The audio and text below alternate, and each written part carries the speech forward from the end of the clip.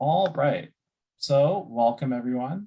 For a few housekeeping notes, Tegan is handling our text. So if you have any issues, please type it in the chat and Tegan will be happy to assist you. And welcome to CFUV's fourth Indigenous Media Workshop series in conversation with Waubgeshig Rice. This event is hosted on the beautiful, traditional, and unceded territories of the WSÁNEĆ people and ʷəŋən-speaking people, known as the Songhees and Esquimalt nations. CFUV 101.9 FM is an independent and volunteer-driven community and campus radio station, broadcasting from the University of Victoria campus. Since 1984, CFUV has been amplifying marginalized voices, providing free media training opportunities to the community, and creating cutting-edge and award-winning radio and podcasts. My name is Cassidy Vilbert-Barakis. I'm the Indigenous Programming Coordinator at CFUV. Waubgeshig Rice is an award-winning Anishnaabe writer and journalist based from originally from Waubgeshig First Nations. Can you help me with the pronunciation on that one? Yeah, Waubgeshig, and it's Waubgeshig and Waubgeshig. Awesome, thank you. First Nation. He's the author of several works, including Midnight Sweat Lodge, Legacy, and Moon Encrusted Snow. Since 1996, he's been working as a journalist, graduating from X University of Journalism, and has an extensive career in working with news media, including community radio, and most recently with CBC, hosting Up North. Since 2020, he's left to focus on writing, and he also co-hosts the Storykeeper podcast, which discusses Indigenous literature. All right, take it away, Waubgeshig. Okay, Chmiigwech, Cassidy. Bonjour, Waubgeshig Indigenous Makwat Nodem, Wasaksing Ndonjaba, Anishnaabe Meanwhile Jaganashinda. Hi, everybody. My name is Waubgeshig Rice. You can feel free to call me Wab for short if you like. I'm a member of the Bear Clan of the Anishnaabe of Wasaksing First Nation. Wasaksing is an island community on Georgian Bay near Parry Sound, Ontario. And I currently reside in Sudbury, Ontario, which is also known as the Swakamuk, and it's the traditional territory of Atikamekw and Anishnaabe. And these lands where I currently reside and where I'm originally from are all under the Robinson-Huron Treaty of 1850. And of course, that's a treaty that predates Canadian Confederation. I live here in Sudbury with my wife and two kids, and I'm just very honored, very happy, really excited to be with you all tonight. This afternoon, I guess. It's closing in on night here in Sudbury, but I know it's afternoon where y'all are.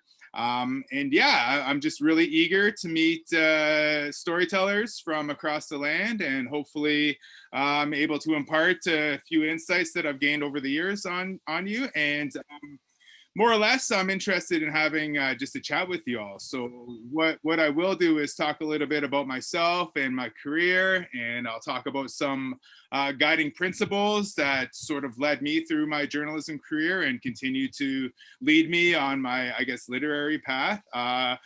I'm more interested in hearing from y'all, whatever questions you may have about journalism, about literature, about combining the two, about working in different new media and so on. I'm here available to y'all for the next hour or so. I will open it up to, I guess, a general Q&A after I, talk or present or whatever. But if there's something you want me to clarify at any point, just throw up the little hand thing if something isn't quite clear to you, and then I'll happily explain, what I've been touching on earlier. So again, just Chmiigwech. And of course, I want to acknowledge the children who didn't come home and their families and the survivors. This has been an important, widespread conversation we've been having this summer right across the land. Obviously, as Indigenous people, these are not new revelations to us. Still, they are potentially re-traumatizing as we sort of re-examine the legacy of colonialism on us and our families and communities. So just be aware that I am here to support you all by whatever means necessary. If there's anything that we are discussing that may feel a little too intense or too heavy for you, just feel free to drop out or even just let me know in a DM if something's a little too much, and I'll happily change gears for you, because I want this to be a safe and inclusive space for us all this afternoon, and I want us to really just be able to converse amongst friends. But that healing is of course very important, and we have to in many ways re-heal ourselves as the rest of the country finally pays attention to these truths, you know, the facts of what Canada actually is. Hopefully we re-emerge as a better place in this country, and that this country finally takes our truths and our history seriously. But that's at the core of journalism and literature, I find. That has been the driving force for me throughout the course of my career. And I just feel very fortunate to have been able to, I guess, make a career out of telling the stories of my family, my community, of wider Indigenous communities in general, in ways to, I guess, not just bridge gaps between Indigenous and non-Indigenous communities, but to help Indigenous people on their own path to awareness and to healing and so on. Because being Indigenous on this land, being a colonized person, really is a spectrum. You know, there's no one clear direction to healing or to self-awareness. You know, there are many complicated paths to understanding that. And I think it's important for all of us to really acknowledge and understand that. And it's something I learned at a younger age. You know, when I left the res to go to the city for school, I thought all Indigenous people had the same experiences as me. But when I got into the city, I soon understood that it is very much a spectrum, and we need to acknowledge these different paths to our awareness as Indigenous people. So I'll just tell you a little bit about myself. I'm 42 years old. I am of mixed Anishnaabe and Canadian descent. My dad is from the res, he's from Waubgeshig, and my mom is from town, she's from Parry Sound. I grew up in a time in the 1980s and 90s when our community of Waubgeshig was really making concerted efforts to reclaim and revive Anishnaabe customs and ceremonies and so on. And I feel very fortunate that I was part of that reawakening of sorts as a child, because I really benefited from our community collectively getting on that path to healing and figuring out ways to resist and respond to the brutal colonial practices that they had endured for many generations, right? So just to give you a quick snapshot of where I'm from, the Anishinaabe of sort of what's now called the North Shore of Lake Huron and Georgian Bay traditionally traversed those lands since time immemorial, as we all know.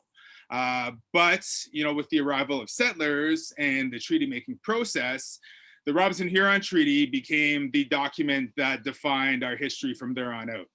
And then when Canada was confederated in 1867, the Canadian authorities interpreted the Robinson-Huron Treaty to say that the Anishinaabe, where I'm from, which is now Parry Sound, Ontario, had to go out onto this island, which was called Parry Island by the settlers, but that we knew as Waubgeshig forever, you know?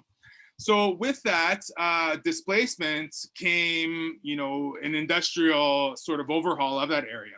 And forestry became the prime industry of the Parry Sound area. So I talked with my grandmother, who's since passed on to the spirit world, when I was younger, about what that experience was like for her grandparents' generation, because they were the ones who were forced to move from the mainland out onto this island.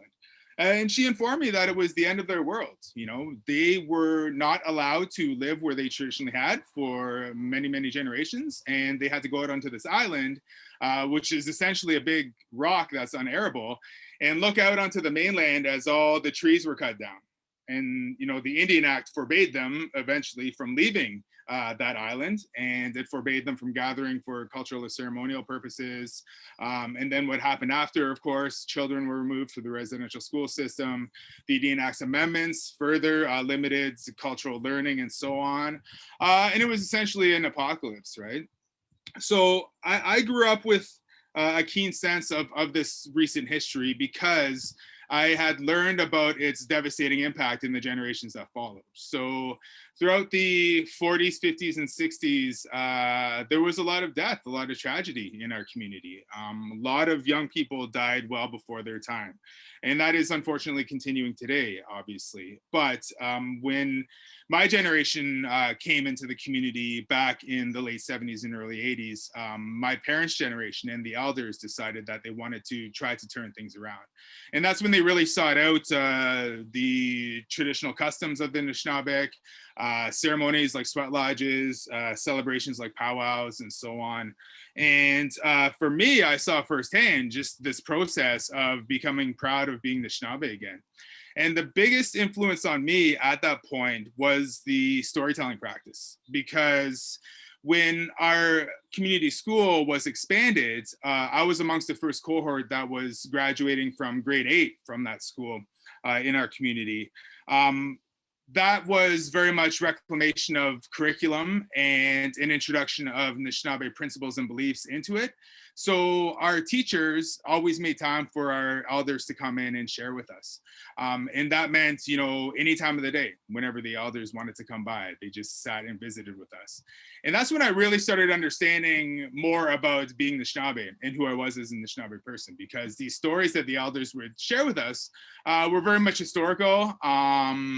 A lot of them were, of course, the trickster stories that many Indigenous cultures have. And in Anishinaabe culture, we have Nanabush or Nanabojo, the trickster figure. And a lot of really medicinal knowledge. The elders would take us out into the bush to gather certain plants and so on. So that was my hands-on Anishinaabe learning at an early age. And so learning those stories was really essential to me. So that was what I really loved about, you know, my identity as an Anishinaabe person, you know, as a child at the same time. So that was part of our learning on a daily basis, pretty much in the school on the reserve. I left the reserve though, as we all had to go to high school off reserve. And what I saw there was a very different sort of approach to telling stories. And I didn't really see how our Anishinaabe methods were applicable to that, or whether that realm was even welcoming to our stories to begin with. Because, you know, in grade 9 English, basically all you do is you read a book by yourself, and occasionally you'll talk about it, you know, in class afterwards.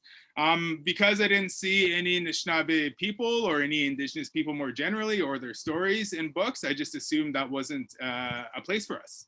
And this was in the early 1990s, right, when I'd started high school.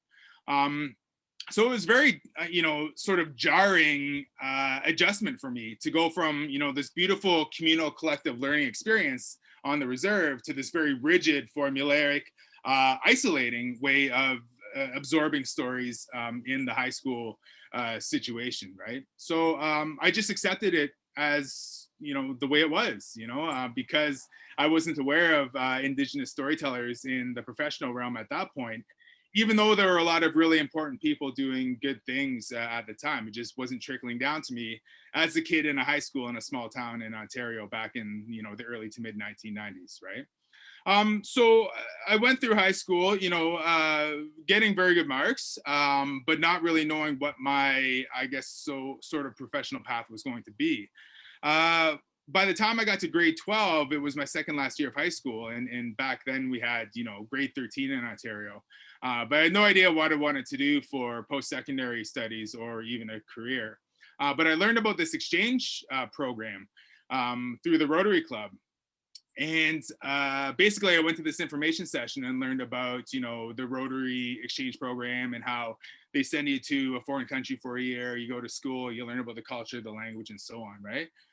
So I told my parents about it and said, you know, I don't know what I want to do for school yet. So how about, can I apply for this exchange program? And they said, oh yeah, you know, we'll support you. And if that sort of helps you figure out what you want to do for your path, go ahead and do it. So we applied to this program. I was eventually accepted and was chosen to go to Northern Germany for a year. And this was actually 25 years ago. This was in summer of 1996. So, you know, the anniversary of my departure was July 31st, 1996, which is 25 years ago this coming weekend. So I'm feeling very aged at the moment, and my back is feeling it too. And my ringing ears, because my little kids are reminding me how old I am at the same time.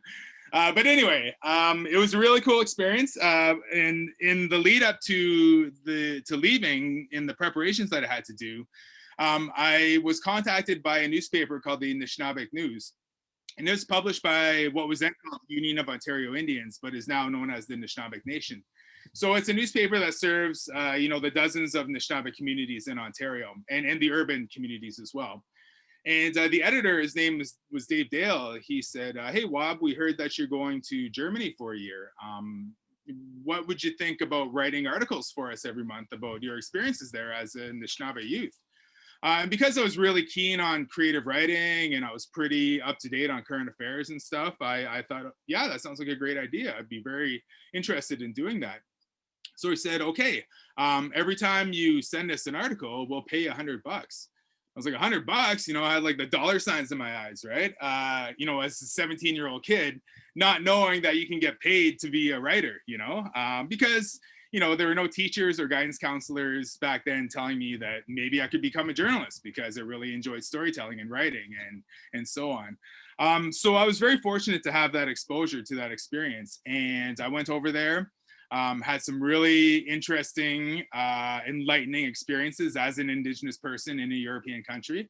And I wrote about them. And whenever they printed my stories in the paper, they would print the address of the family that I stayed at. And, you know, 2 weeks after the first article, I started getting mail from people in Canada saying, you know, thanks for being over there and representing the Anishnaabe. Thanks for being over there and, you know, busting myths about us, because that's what I ended up having to do a lot. And I wrote a lot about busting the myths that Germans had about Indigenous people. But that was like real tangible connections that I felt I was making just by writing, and I'd never really experienced that before. So it was really eye-opening for me in that I understood how writing through journalism could educate people, but most importantly, bring people together, whether they're Indigenous or non-Indigenous, or wherever else they're from, whatever else their background is. So after a year of doing that, I decided that I wanted to apply to journalism school. So I came back to Canada, had another year of high school to do, and applied to both Carleton University and X University. For the sake of clarity, you know, that is known as Ryerson University in some circles, but I support students and faculty who want to rename the school. So from here on out, I'll call it X University. I went to X University in Toronto for journalism. That's where I ended up choosing to go, and graduated in 2002. And I guess to really condense my journalism career as concisely as I can, I worked freelance in Toronto for a couple years after graduating, then started working for the Weather Network as a news writer at first, but then as a TV reporter. And that was a really empowering experience for me because I wasn't expecting to be on TV at all. But I had a really encouraging boss there who said, you know, you should try to report on camera because, you know, it might be a thing for you. And she said, you know, I'm interested in, you know, the Indigenous related stories that you can find.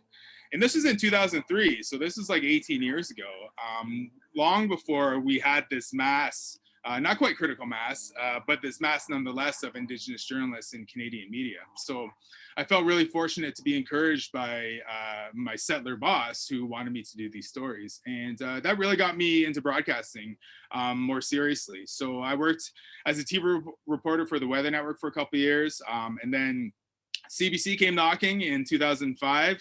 They asked me to apply for a job there in Winnipeg. And I ended up moving to Winnipeg in 2006. And yeah, I was at CBC altogether for 14 years, working primarily as a TV reporter and a video journalist. But in the last couple of years, I worked as a radio host for the Up North program here in Northern Ontario. So I spent time here in Sudbury, Ottawa, Winnipeg, and Toronto at CBC, but ultimately left last year to focus primarily on my fiction career.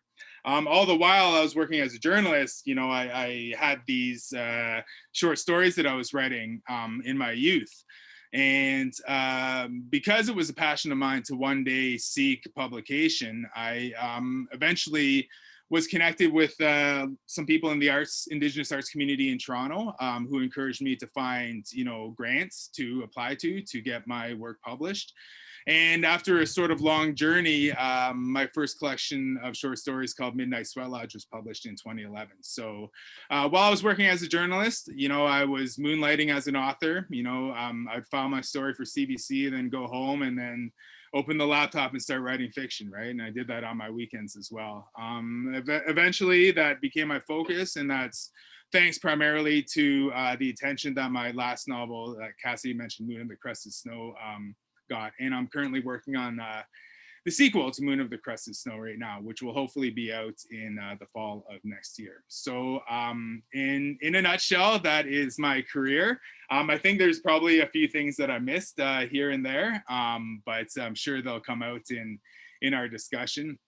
But what I wanted to do now was just share a few experiences that I had initially as a journalist, because I know this is a group of journalists, and hopefully you'll be able to find something worthwhile in some of the experiences that I'll share with you right now.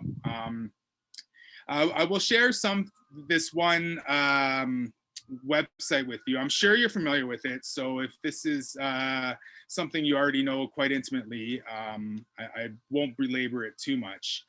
But there's a website that Duncan McHugh began called Reporting in Indigenous Communities. And you should be able to see it up on the screen there. Yeah. Duncan McHugh, obviously, Anishnaabe journalist at CBC, longtime veteran reporter there. He's currently the host of Cross Country Checkup, reporter for The National for a long time, and so on. He took a year off of CBC a few years ago to develop this guide called Reporting in Indigenous Communities. And for those of you who aren't familiar with it, it's basically some tips and, I guess, practices you can apply to your journalism, I guess, day-to-day career, and hopefully covering Indigenous communities, I guess, more respectfully and more properly. And this is, obviously geared towards non-Indigenous journalists, but I think Indigenous journalists can really benefit from going through this guide at the same time, because, we're not always, as Indigenous journalists, reporting on our own people, on our own communities. We're very much reporting on, nations other than ours, communities other than ours, regions other than ours, and so on. So yeah, even for me, I'm in my, I guess, quasi-home traditional territory now for the first time in my career, but working in Toronto, Winnipeg, and Ottawa, I was very much outside of my, I guess, national bubble, so to speak, right? So I had to really apply some of these things too, to going out into the field. So if you look on the website, he's got this guide, what you should keep in mind when you get assigned the story or when you pitch the story, what to keep in mind when you're about to head out, who you should be in contact with, and so on. And really just solid advice to forging good relationships and trying to create good journalism through positive relationships and, I guess, reciprocal relationships at the same time, most importantly. So as we go through, I'll share these links in the chat too. If I'm sure you have them, as I mentioned, but I'll bring them up here and there too. So yeah, let me just slam that in the chat right now. So like for me, I think that relationship building was the most important as a journalist, because I was very much learning as I went along.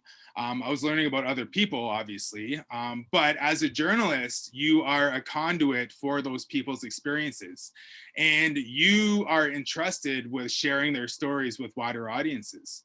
And that is a huge responsibility if you really consider it, given the formats that we have to work with in not just mainstream journalism, but also, independent media, digital media, and so on. It's very rare that in an interview we'll do with an elder or a community member will end up, broadcast, from start to finish, uncut, right? That is a very rare occurrence. Thankfully, we have more capacity to do that nowadays with, the onset of digital media and with multi-platform media organizations like CBC. But these are things we have to learn together, and we have to earn the trust of the people that we're reflecting to, audiences basically all over the place.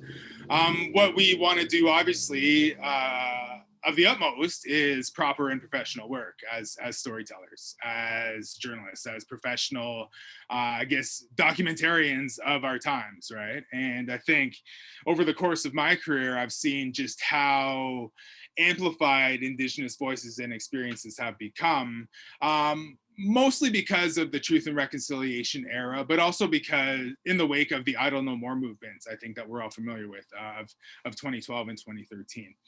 So with all that in mind, we really have to play the long game. We have to think about the legacies we're leaving as journalists, not just within these communities that we're covering, but with the receiving communities who are learning about the communities that we're covering, right? So there's this ongoing awareness that needs to happen. And in the digital age, everything that gets published is forever, you know, for better or for worse, right?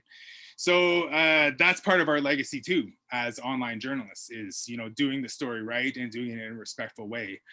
So I think, not to add to the pressure, but that's how I put pressure on myself too when I was working primarily as a journalist. It was like, okay, if I get this wrong, it's going to be out there for as long as the internet's there. And there's very little you can do to correct a lot of those mistakes, other than, you know, adding a little bit at the bottom or whatever, right? Because it's very rare that a story will get pulled outright, you know? So yeah, so just a few things to keep in mind, and then, you know, I'll open it up to y'all, and I'll share a few more links with you too. I think getting to that place of, I guess, mutual respect and mutual understanding begins within. It starts with you, you know, it starts with your own self-awareness. You know, not just as an Indigenous person, but as a settler or from whatever other background you're from, right? So I always had to, you know, place myself on the land that I was reporting on, and I had to examine my own, I guess, objectives and my own background as a visitor, because as I mentioned, I mostly covered communities that weren't my own. So understanding your place on the land and in the wider Canadian context is really important. So, you know, a big part of that is understanding your own relationship with the land, whether you're Indigenous or not, but also who the original stewards of the place where you're currently working and residing are too. And always, you know, doing your best to defer to those people and figuring out who the key community members are, you know, to go to get a story right, or to get, you know, the proper perspective out there and so on. And a big part of that is acknowledging your own privileges and how your privileges influence your own work. I definitely have my own privileges too. I have white privilege because I come from a white family at the same time. I have grown up in proximity to whiteness my entire life by going to town to visit my family from town, right?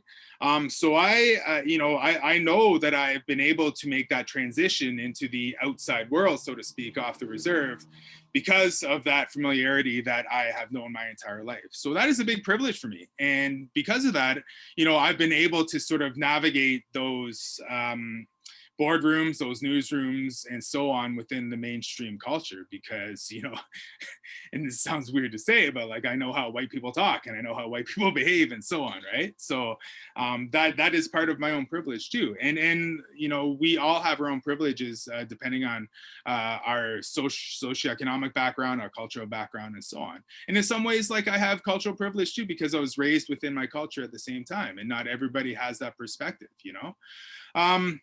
The most important thing, though, when you're considering self-awareness, and this is something that Duncan brought up a lot, and he continues to teach this, is to always be aware of story taking when you're going out into a community to cover them. When you consider the history of Indigenous communities in this land, it's one of being stolen from on a pretty much constant basis. So the land was stolen from Indigenous people. The resources were stolen from Indigenous people, the natural resources around them. The children were stolen from the communities in various successions, and the culture was stolen. The language was quashed, etc.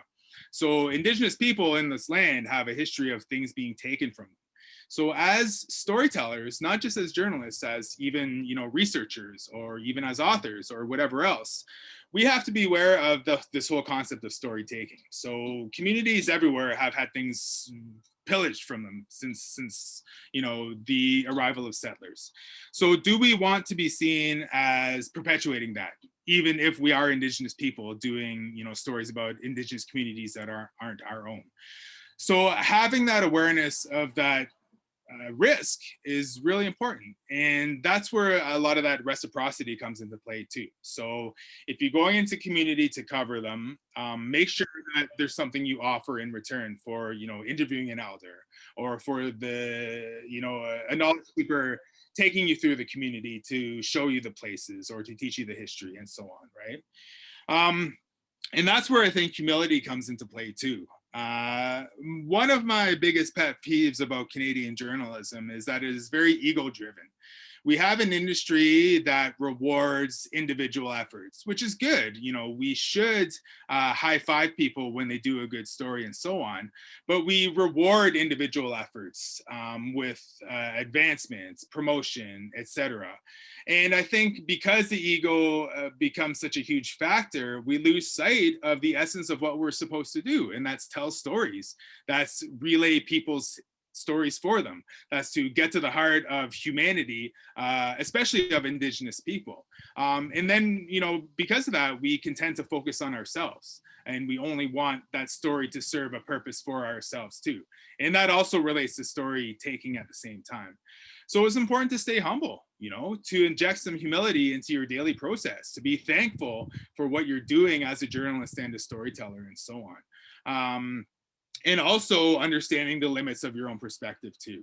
You know, I am a cis hetero man. I have, you know, a limited perspective as a result of that. You know, I have, you know, been privileged by that perspective at the same time. So I don't know those experiences that are outside of my own. And I have to acknowledge that all the time, because I don't know what I don't know.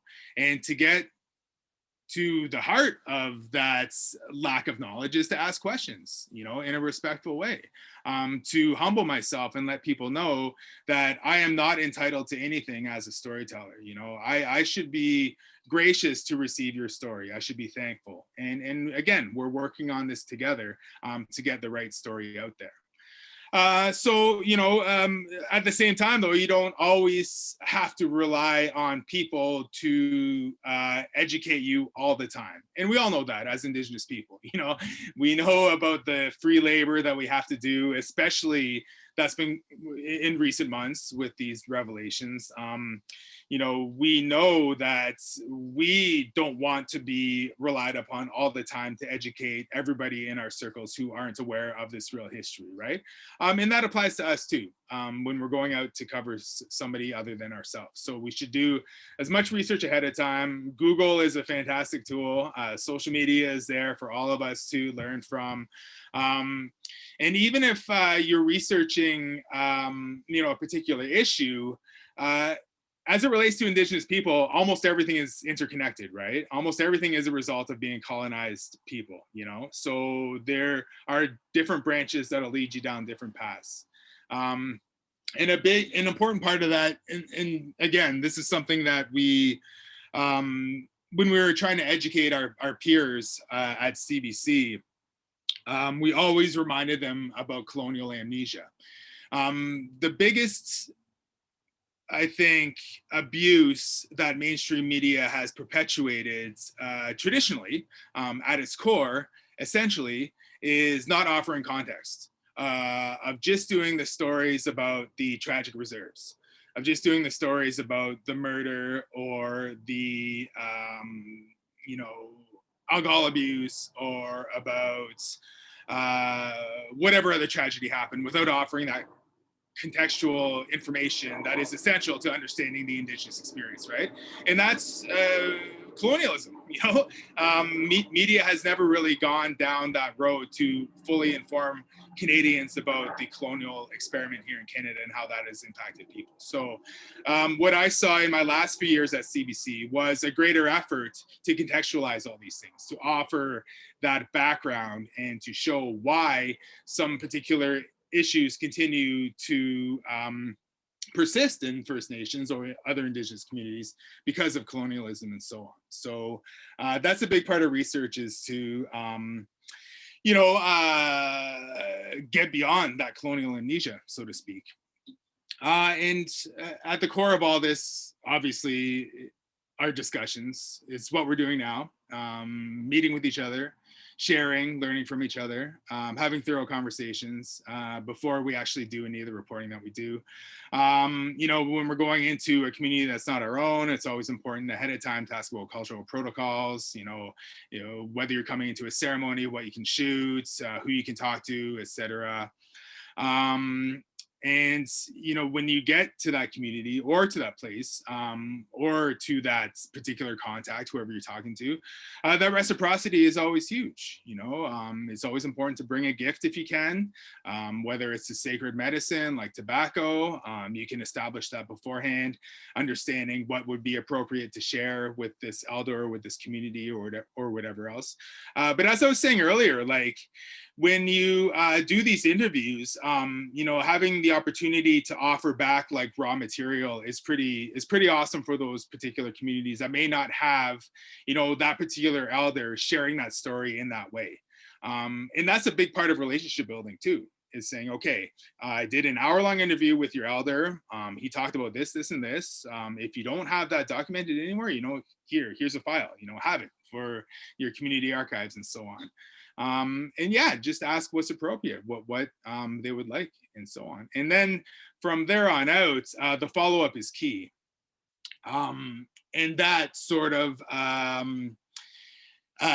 negates that story-taking concept at the same time, because you're following up. You're not just going in to do one story. You're going in to say, okay, you know, here's what we're doing now. I'll call you in a couple of days to see if anything's changed, but I'll call you a week or two after that just to see if there's anything else that we should be covering, you know? So yeah, that's part of reciprocity too at the same time. So yeah, that's basically what I wanted to share about journalism in general, because I know this is a journalism sort of focused initiative.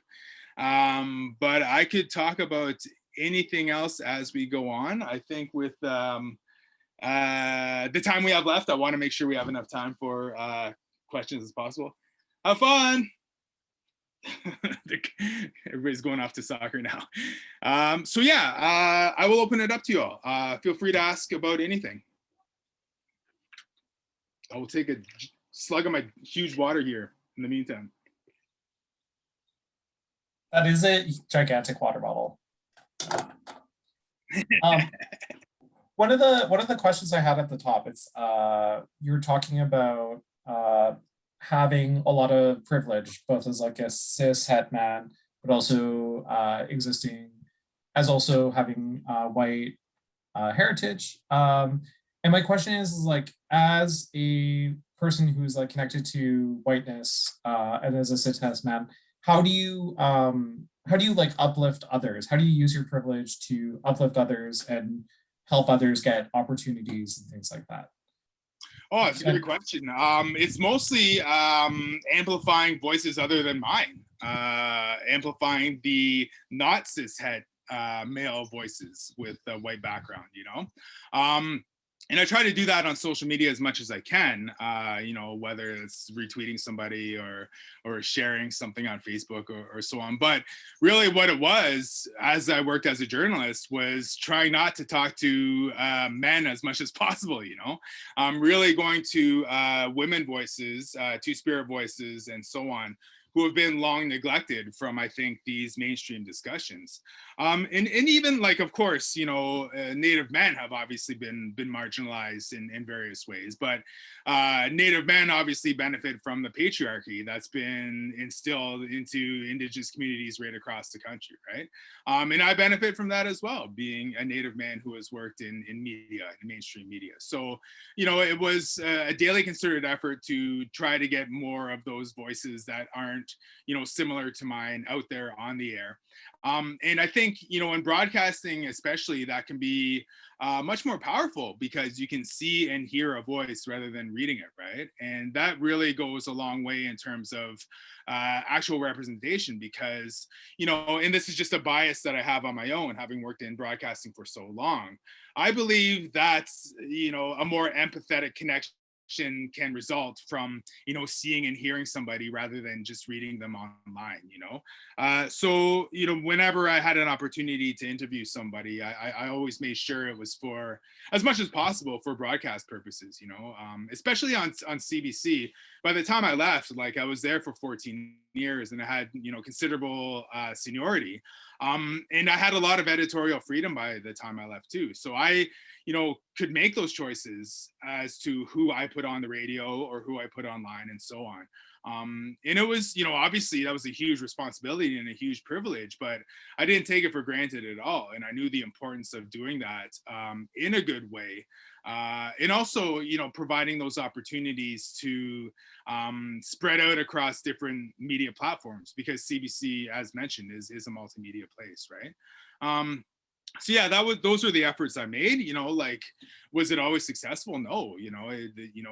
I would make mistakes along the way by neglecting certain voices, but that's part of the humbling process of knowing where you're falling short and what you need to do better. And it's an ongoing thing, and I will continue to make mistakes and learn for the rest of my life, right? Like, I'm 42 now and I've learned a lot of things, but there's still a lot I got to learn too. And part of that is being out there in community and learning about people's truths, and having the honor to relay those truths in different ways. And I think that's really that's also a really heartwarming and empowering thing to be aware of too as a journalist. We can help people speak their truths, and that's a really special thing. And I've always really loved and enjoyed that.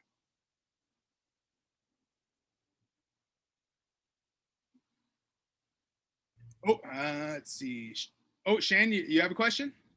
Yeah, actually, it was going back to when you were spending your time in Germany and you were talking about disabusing some strange notions. Does this have to do with the so-called powwow culture of Germany?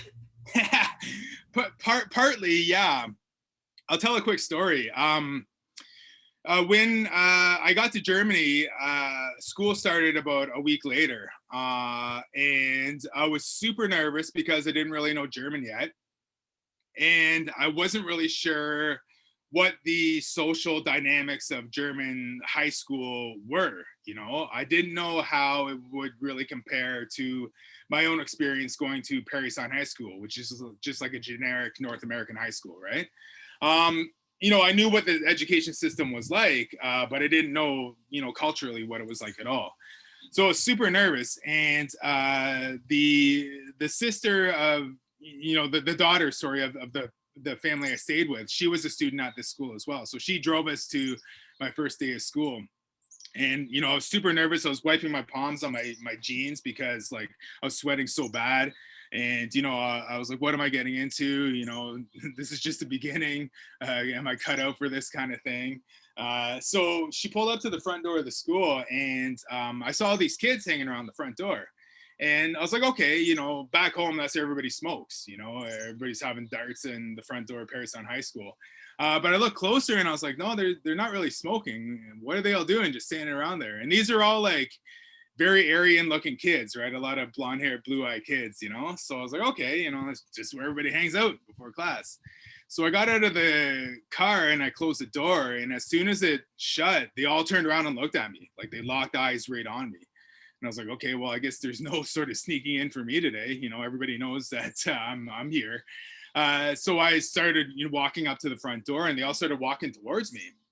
And I was like, oh shit, I'm gonna get beat down or something. There's this like German initiation that I didn't know about. But as they got closer, I saw that they were all smiling and they were all, friendly. And they all started talking to me in English. And they said, oh, hey, Wab, we heard you're coming to school, welcome to Germany. We hope you have a good time here. And it was a really cool way of being welcomed because, that nervousness just evaporated right away. It wasn't until later, though, I found out that they were all there because they heard that there was an Indian from Canada coming to their school that day. And I was having a conversation with the guy who became my best buddy, and he said, you know what, Wab, that day you showed up a couple weeks ago, your first day, we're actually really disappointed when we saw you. And I said, oh yeah, that's kind of a weird thing to say. Why is that? He said, well, you were wearing jeans and a t-shirt and like you weren't in a loincloth or anything. He was half joking, but he was half serious too, because their frame of reference for Indians is like this character called Winnetou that this guy named Karl May wrote about like, decades and decades ago. So they're expecting like an Indian to come to their school, right? So that was one of the first things I wrote about for Anishnaabe News when I was over there. And yeah, so I had to do a lot of that myth busting while I was there. Which was mostly good-hearted though. It was mostly fun and interesting to do, because like there was no malice there, or I never saw it outright, no malicious intent behind those stereotypes. There was just a general lack of awareness, and people were generally eager to learn about the truth. And I was really encouraged by that because I had fun talking about being an Anishnaabe person in Canada and you know, relaying to Germans what that truth was. I did learn about those powwows, and I actually knew about it beforehand. You know, before I left, people were like, oh yeah, they're really into Indian stuff over there, and they like try to have their own powwows. And I was like, oh yeah, that's pretty hilarious. And when I got there, I asked people, I was like, hey, can I go to your powwows? But nobody would take me. And I think because they were too embarrassed, they didn't want me to go. And I was trying to tell them, like, I'm not going to like be angry or, you know, to make fun. I genuinely want to see it, but no, nobody ever took me, unfortunately. But just to circle back quickly to that, the engagement and the enthusiasm to learn about, you know, my culture and my history. This is in 1996, right? So 25 years ago. And at the time, you know, I was genuinely very stoked to have these German kids wanting to learn about me. And I thought back to my own experience as a high school student in Parry Sound, Ontario, a town that's surrounded by 5 reserves. And there was never that level of enthusiasm amongst non-Indigenous people, other than my own family and some of my friends that I played hockey and baseball with, you know. So it was really eye-opening for me to be in that country and, you know, have more interest in my culture than I had ever experienced in Canada at all, at any point in my life up to that point, you know. And another really eye-opening thing too was, you know, the lack of nationalism and lack of national pride that I encountered from my peers, because learning about the Holocaust is mandated, you know, it's required for all German kids. And I thought, these people who are my age, 17, 18-year-old kids, have this firm knowledge of their history and the horrors that their recent ancestors are responsible for. As such, they don't feel national pride. They never fly the flag. They acknowledge the brutality of the regime from which they have descended. And in 1996 in Canada, there was almost no knowledge of that, the residential school system at all. And I thought, holy shit, you know, these countries are on very different paths, you know, totally. There's a propaganda machine at play in Canada that maple washes all of its history and does not speak the truth of Indigenous realities whatsoever. And now, only 25 years later, we're getting to that point, right? So it's, yeah, it's stunning to consider, but, you know, being there, yeah, was hugely influential on me. So thanks for that. Thanks for the question. You're welcome. It was a fun story to listen to. Any other questions about anything? Yeah, go ahead. Oh, I think. Go ahead. You sure? Okay. I was just wondering if you could, or if you think there is a connection between your fiction and your nonfiction, and just in any way. Yeah, great question. Thanks for asking that. Yeah, if there were no questions, I was going to talk about this anyway. So thanks for that, Joey. That's great. Yes, I do believe there's a connection. When I was working as a journalist primarily, and I was doing fiction on the side, you know, I don't like saying it was like my side hustle because I was, you know, equally invested in it, and I tried really hard, you know, to be good at it, right? People would ask me, you know, how do you compare writing fiction to writing journalism or nonfiction in that journalistic sense? And I used to like give this really sort of elaborate kind of hokey answer, and I would say like, well, you know, one is like swinging a baseball bat and the other is like swinging a golf club. You know, you're using similar muscles, similar motions, but different implements for different results, kind of thing, right? But like, I think it's a lot simpler than that. I think when you're working in journalism, your primary objective is to make real people care about real people, right? That's your job. You have to convey the realities to make viewers, listeners, and readers care about what they're sharing with you. And of course, it's a huge challenge. It's a huge responsibility. That there's a lot of work that goes into that. But, you know, you are essentially, again, as I mentioned before, being the conduit. With fiction, the challenge is making real people care about made up people, you know? So in that sense, you have to work really hard at making fictional characters believable. But, you know, I think as a journalist, you meet so many people over the years, you do so many different interviews that your fictional characters are influenced and inspired by real people regardless, you know, whether you intend them to be or not. And I've found that I think the biggest benefit to my fiction writing is my journalistic experience. The fact that I have done, you know, thousands of interviews over the years and learned about different people in different settings, reacting to different scenarios in different ways. I've really come to understand the human experience and human existence in a really intimate way. And you all are experiencing that too, as well. And you, as the years go on, you know, things will become more clearer to you about what the human experience is. So, you know, in that sense, you know, I think my journalism background influences my fiction career on a daily basis. And I feel very fortunate that I had that full career as a journalist, and that it will probably continue to influence me for, you know, the rest of my life. And that's not to say I take people's experiences or stories and write about them. You know, I would never do that. But it's about, you know, remembering, I guess, the nuances of those human experiences, you know, like how somebody looked when they saw the burned down house, or how they paused when they were explaining a certain trauma that they were reliving to tell you, you know, or, you know, how somebody walked, or, you know, what somebody explained to you their favorite food was, you know, like all these things really, I think, become embedded on your brain over time. And you can make note of those things too, if you're a writer, because it's these details in fiction that I think really draw readers to the, I guess, authenticity of what stories can be.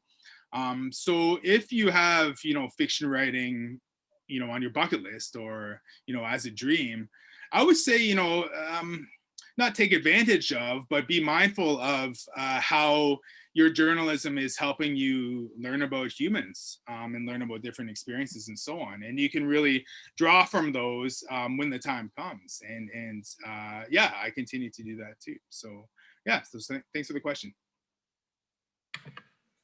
Yeah, go ahead. Hi, Wab.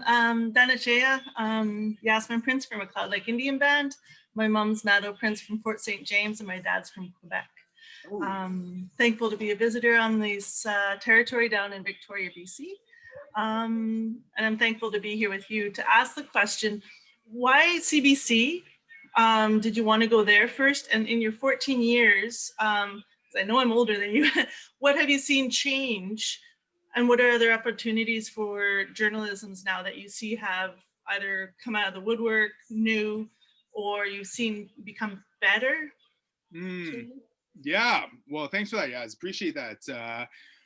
The reason I wanted to get into CBC, mostly was because I interned at CBC while I was a journalism student in Toronto. And like it's so wild to reflect on this moment, but a week after I started my internship at CBC Toronto was September 11th, 2001. So as terrible as that day was, you know, being in a newsroom and relaying information, like at the time, you know, broadcasting was like the first point of information, right? Like nowadays it's online media, it's social media, etc. But, you know, people would turn on the radio or turn on the TV whenever there was a big event like that back in those days, 20 years ago. It sounds so long ago, right? But, you know, being in that setting and, you know, knowing how important that work was on a day like September 11th, 2001 was, you know, life-changing, essentially. I was like, okay, this is what I want to do for a living. I want to be in this environment, and I want to be responsible for sharing information in that way. But yeah, so it wasn't until, you know, a few years later that I started at CBC. And because I had such a positive experience there for those 2 months that I was an intern, you know, I wanted to get back in somehow, right? So this opportunity came up at CBC in Winnipeg, and you know, I absolutely wanted to go for it. I have said this often. I think the only reason I lasted so long at CBC was because the first place I worked there were other Indigenous people in the newsroom. There were, Sheila North was there at the time, Waubgeshig was there, producer named Ruth Shedd, a few other people. So I wasn't coming in as the sole Indigenous journalist. You know, there were other people there already. So I wasn't tokenized. And in Winnipeg, there was already a pretty good understanding of Indigenous issues because the Indigenous community is so prominent in Winnipeg to begin with, right? And there had already been, you know, trailblazing Indigenous journalists at CBC in Winnipeg already, you know, back in the 80s and 90s. People like Jim Compton and Rick Ratty and so on. So it was a pretty welcoming and positive environment for me to start in. There's still tons of bullshit to deal with, you know, as I was starting there. And it was clear from early on that sure, we had some Indigenous journalists working on the ground, doing the stories and being the outward facing journalists, but higher up, it was all just white people mostly, you know? And as such, a lot of those systemic issues really persisted, and a lot of Indigenous journalists and other journalists of color didn't last because of that systemic racism that is, you know, so embedded within a structure like CBC, you know? So again, the only reason I lasted was because, you know, I was welcomed to begin with, and I didn't have to deal with as much BS because, you know, there was already a baseline foundational awareness of Indigenous issues and communities there. If I started somewhere else, it might have been a totally different experience. That might not have lasted at all. So over the years, like, again, I saw the biggest shift happen after the residential school apology of 2008. So that was 2 years after I started at CBC in Winnipeg. So, you know, those first couple of years, I was, you know, learning the ropes of being, you know, a daily journalist on TV, learning the ins and outs of the CBC system and so on. But as the apology approached, everybody knew it was going to happen, right? Like June, I think it was June 8th, 2008 was the date set on the calendar for Prime Minister Stephen Harper to say, you know, we're sorry for residential schools. So CBC planned all kinds of coverage around that. But, and this is just like, I still shake my head about this. About 2 weeks before it happens, because CBC is such a massive structure, right? There's this language unit within it. And this unit of senior people decides the words we can use for different scenarios and coverage and whatever else. So the language boss sent an email out like a week or two before the apology and said, you know, in these discussions about residential schools, there's a lot of terminology that gets thrown around. And one of those terms that gets used for former students is survivors. We don't agree that survivor is an applicable term for the people who went to residential schools. And of course, we Indigenous staff were having none of that. And it was Waubgeshig really who led the charge to get that changed. Like he was quite irate, and he organized these big, you know, conference calls for Indigenous staff right across the country and really challenged those bosses. And after some pretty heated meetings, they eventually relented and said, okay, you know, we can use survivors to as the word for people who went to residential schools. And that really changed the overall conversation, I think, about how media treats the residential school experience and so on. So the apology came and I was assigned to cover the story that day. And it was a big event.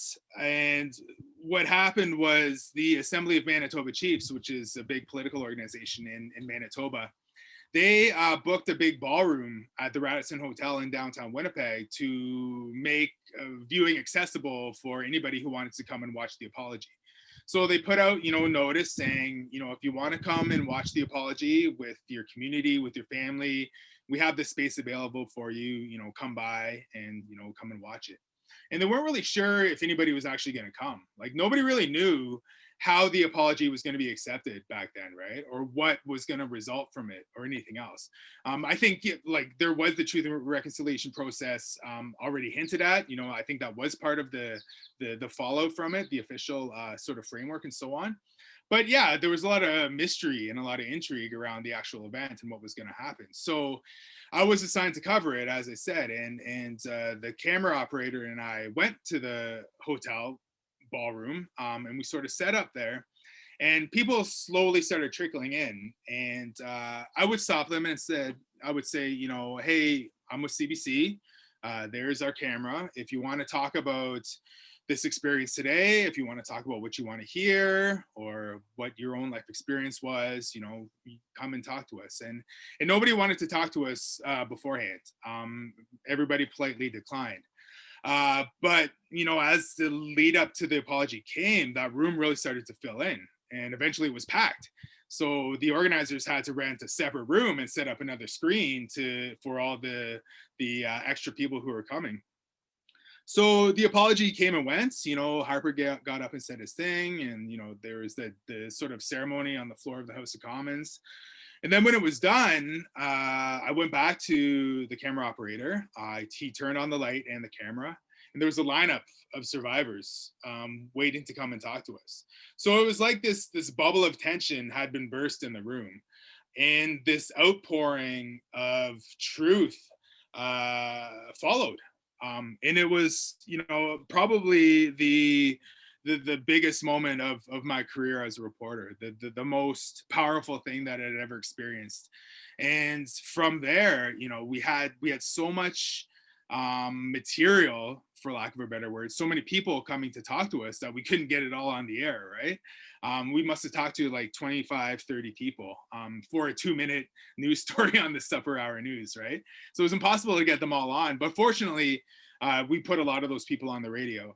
We used a lot of that audio for that. But that's when I saw like the things change, you know, both nationally and internally at CBC. And of course, you know, there were bumps on the road after that, but you know, things happened internally that really made it a better environment for Indigenous people, because there were special projects to tell Indigenous realities after that. Like there was the radio show Revision Quest, there was the 8th Fire TV series, and then the CBC Indigenous Unit was created in 2015, I believe. So all these things resulted from that. You know, there's still a long way to go, and the biggest issue really is achieving that critical mass that I talked about earlier. You know, there is a good amount of Indigenous journalists within the CBC system, but it's not reflective of the actual ratio of Indigenous people in Canadian society, right? So until we get to that point, a place like CBC is falling well short. So again, yeah, I saw improvements slowly over the course of my career. And by the time I left, I think it was in a fairly good place, but you know, there was obviously improvements to be done. So yeah, I could go on and on about CBC and about, you know, trials and tribulations and triumphs, but yeah, to answer your question, I think, yeah, it has improved for sure. Yeah, just to add, I find being on the West Coast, it's a lot different of a CBC than the interior. It's on the West Coast, they closed the Victoria site, Vancouver's kind of there, Prince George is kind of there, and so they have certain sites. So it's not a big place to go here for jobs or opportunities. So I just, I'm glad to hear from your perspective in Manitoba, it's different. So, Mussy. Yeah, oh yeah, and thanks for bringing that up. Yeah, I think like there are more opportunities nowadays, but there needs to be more Indigenous bosses at CBC, right? Like to make sure that there are more opportunities for more Indigenous people, you know? So yeah, thanks for bringing that up. Anybody else? I had another question. For sure. I'm part of an Indigenous writers group that meets about once a month. And we had the idea that we wanted to put out an anthology of fairy tales with an Indigenous twist. I was wondering if you had any advice about that. Yeah, I would say the best advice I can sort of relay initially is to get it all written, for sure. Get everybody to write their stories. Get the collection done first. Try to do as much editing as you can ahead of time. And then once you have like a cohesive package, then you can start pitching it out, right? I think there are a lot of publishers that have an appetite, more of an appetite for Indigenous related stories nowadays. And I think once you have something to show them, they would be interested in possibly pursuing something anyway, right?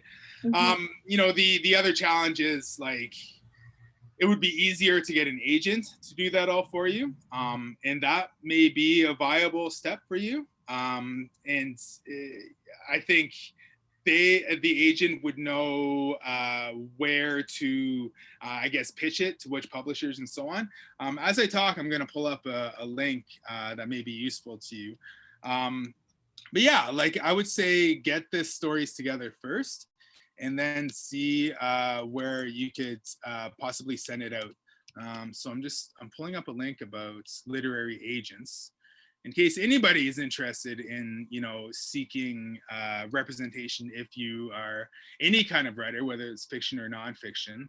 The Writers Union of Canada has a list of some of the literary agents in Canada, and that link is in the chat right now. And this link will show you, you know, links to their websites, submission guidelines that each of these agencies has, and, you know, a little bit of advice on how to sort of proceed with them and so on. So that's if you want to go with the agent route. Otherwise, let me pull up another link real quick. Ontario publishers. Hold on. This is an Ontario related link, but hold on, sorry. If you want to look up, I'm not gonna be able to find this in a sort of in a good amount of time. I don't want to belabor too much time. But if you look up the Ontario Book Publishers Association, you know, a place like that will have lists of publishers, and you'll find something similar, right? What a publisher is looking for, what their submission guidelines are, and so on. So yeah, I'll just write Ontario Book Publishers. And of course, this is Ontario, but Ontario publishers will publish anybody from anywhere in the land. And you may find, you know, similar organizations in BC or elsewhere too, right? So yeah, just be aware of those resources and get a pitch together. I think that's a great idea. Miigwech. Oh. Wab, I was wondering if you have any advice for new and emerging writers, kind of like getting into writing. What are some things that new writers can do to improve their craft and kind of like develop their skills?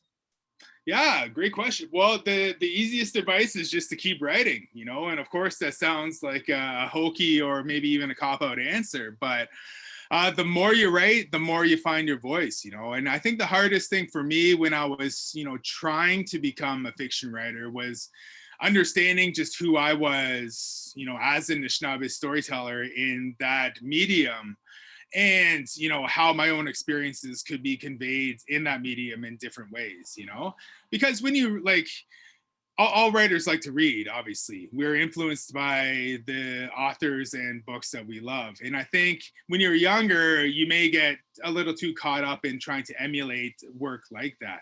But finding your own voice is just, you know, pounding out those words on your own to figure out how you want to express yourself in a literary way, right?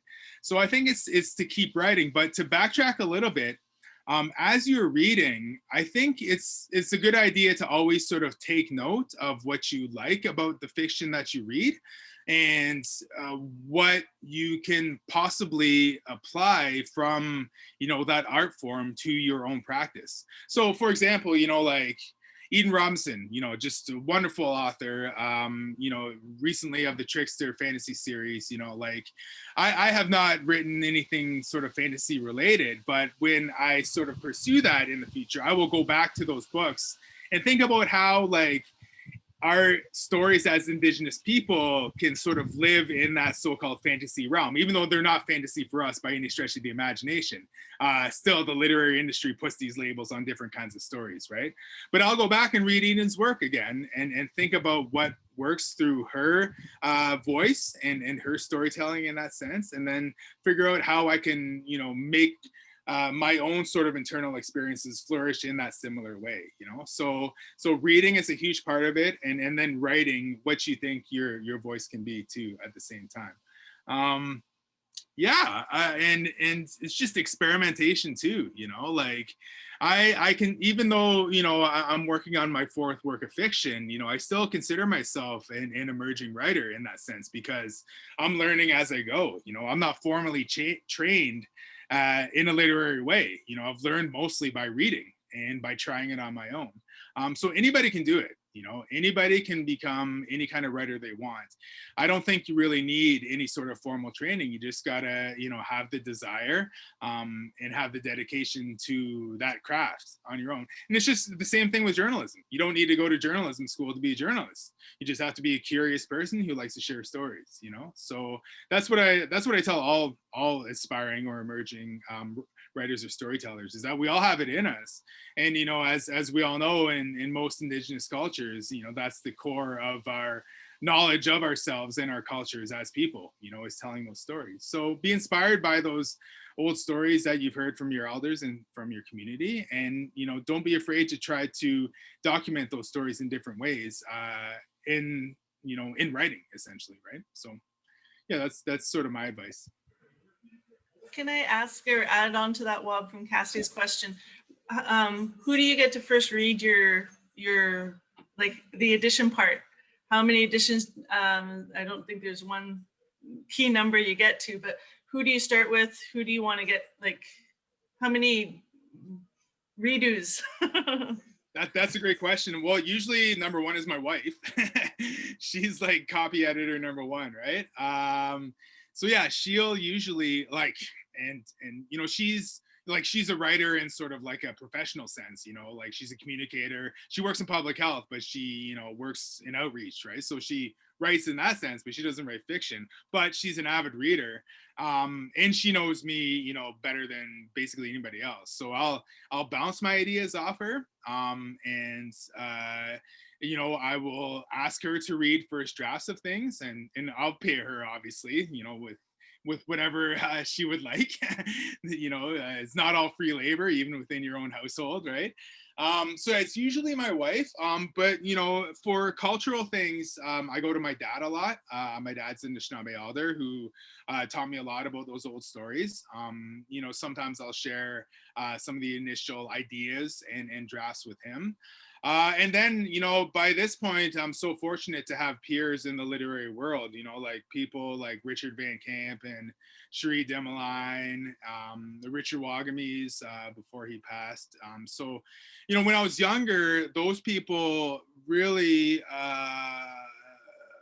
generously read my work and offered advice. And it's my responsibility to do that too. So anytime an aspiring writer has work they want somebody to look at, I always offer to do that at no cost whatsoever, you know. So if any of you, you know, has something you'd like read, you know, I'm available to you. I'm happy to do that.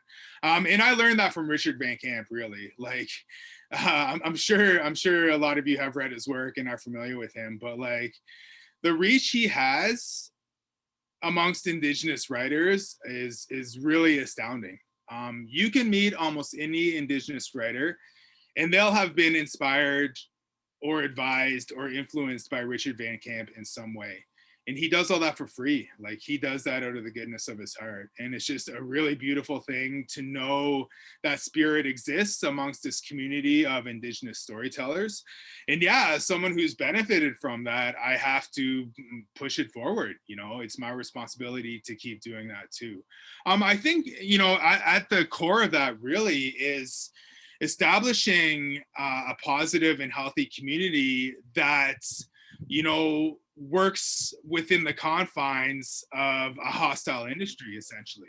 You know, publishing in Canada is a lot like journalism in that it's dominated by white people and controlled by white people, you know, and our realities as Indigenous people have long been pushed out of that industry on its own. So, you know, what's resulted from people like Richard and Lee Miracle and, you know, Maria Campbell and Marilyn Dumont and so on, you know, this earlier generation of storytellers making space for all of us, allows us all to flourish now. And it's really a beautiful moment and movement to witness and to be a part of. So, you know, I would say to anybody, you know, just understand that we are here for you because so many people were there for us. And that's how we're gonna keep building this momentum and widen that circle for Indigenous storytellers, you know, both in publishing and in media and wherever else too. So yeah, so it's always yeah, that's, you know, it starts at home and it goes out to this community that I feel like I've been lovingly embraced by.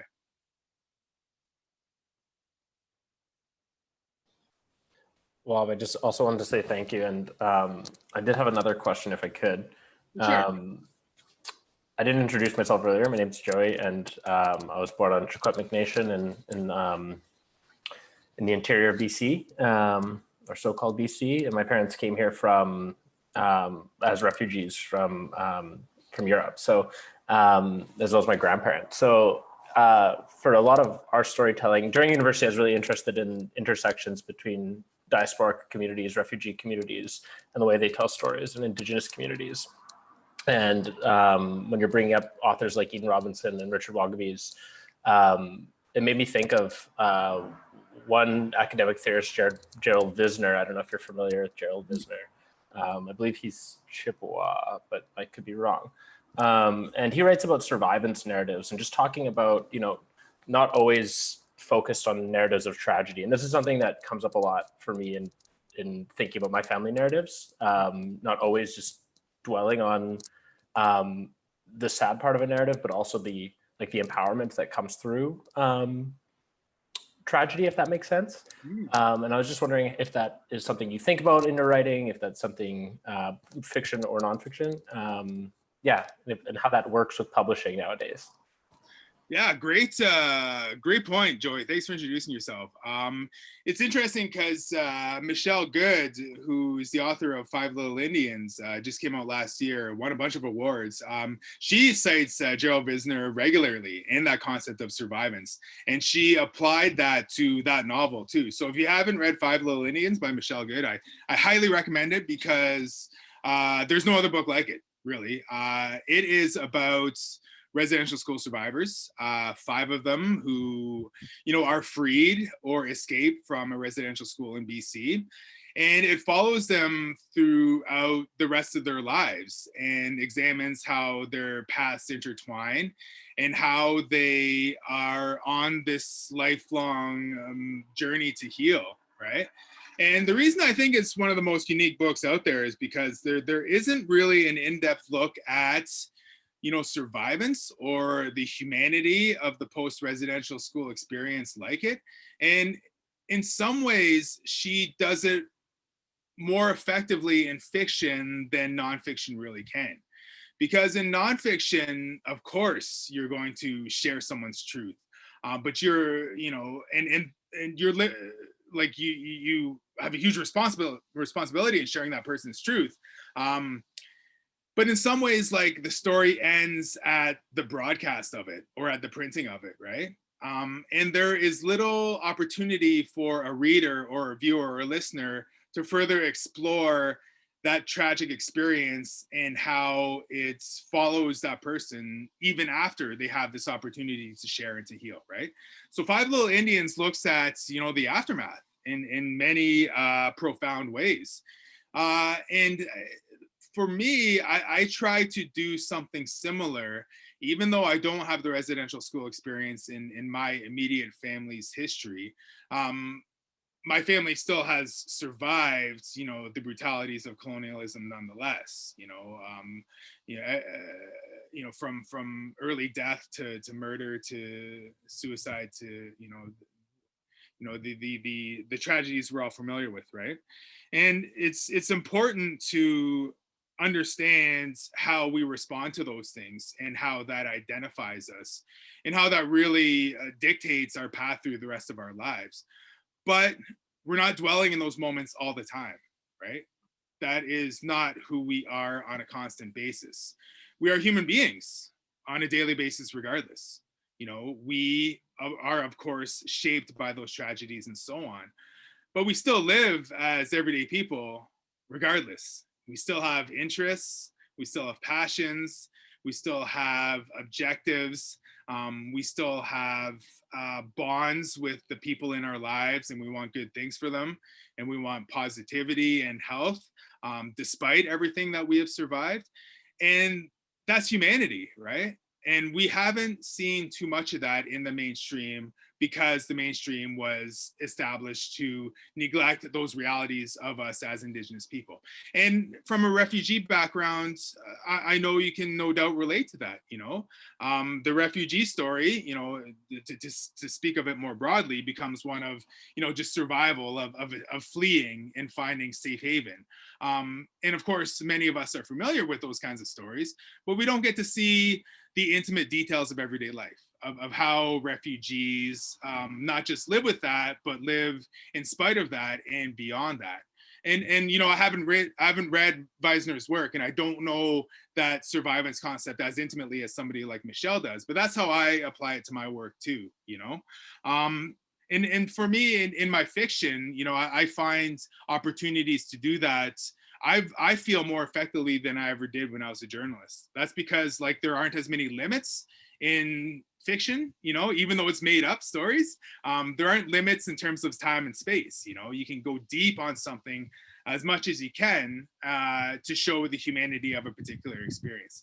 So like with Moon Over the Crusted Snow, even though it's an end of the world story and all the characters have already survived colonialism, it's an opportunity for me to show, you know, what everyday people on the res are like, because that's my background, that's my upbringing, that's what I saw growing up, and that's what I continue to see as I go back to my home community on a regular basis. You know, I'm going back there on Friday.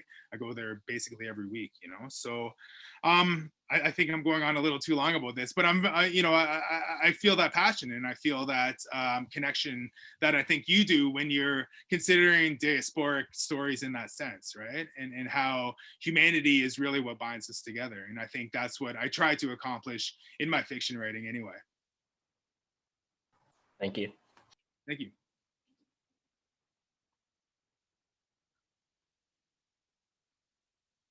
Anybody else?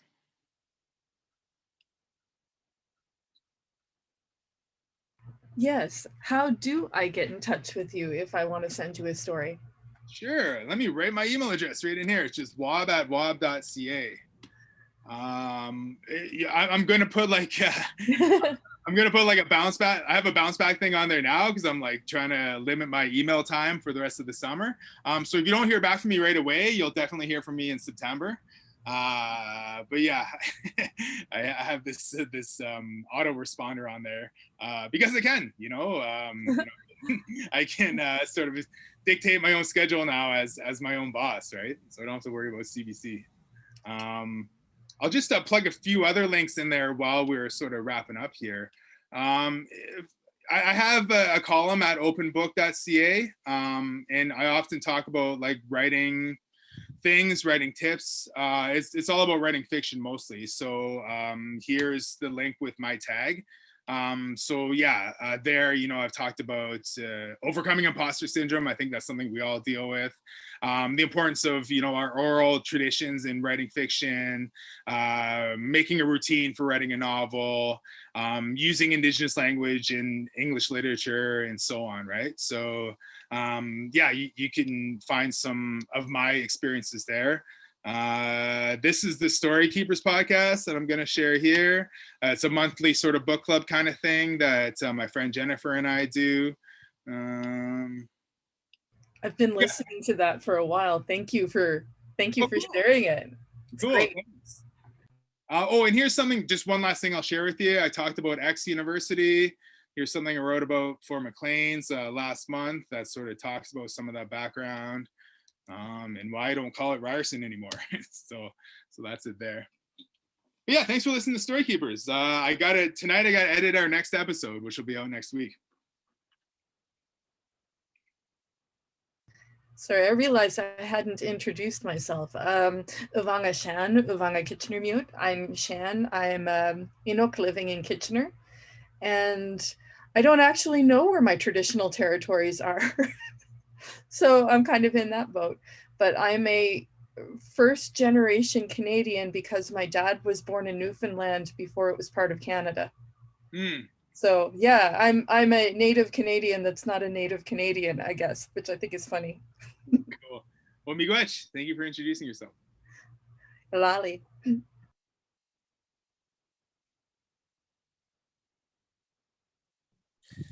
Well, Bob, does anyone have any last questions or anything before we wrap up, or anything that anyone wants to say? I just want to say thank you so much for taking this time on a Wednesday to meet with us and to chat and share your stories. Yeah, I found it very amazing and illuminating. It was so great. Yeah, so thank you so much for taking the time out of your busy life to. Miigwech, thank you very much for having me, everybody. I really enjoyed this visit.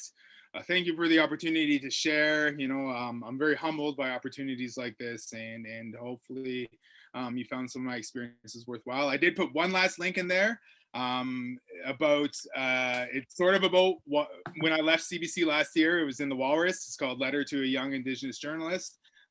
So yeah, it talks about some of the issues that we all deal with that I'm sure a lot of you have experienced already. So it's sort of my hope to inspire and encourage people to stick with it despite some of the bullshit that we have to deal with in the industry, right? So, but again, miigwech, everybody. Thank you very much. Have a good evening. And yeah, feel free to stay in touch anytime. Masicho.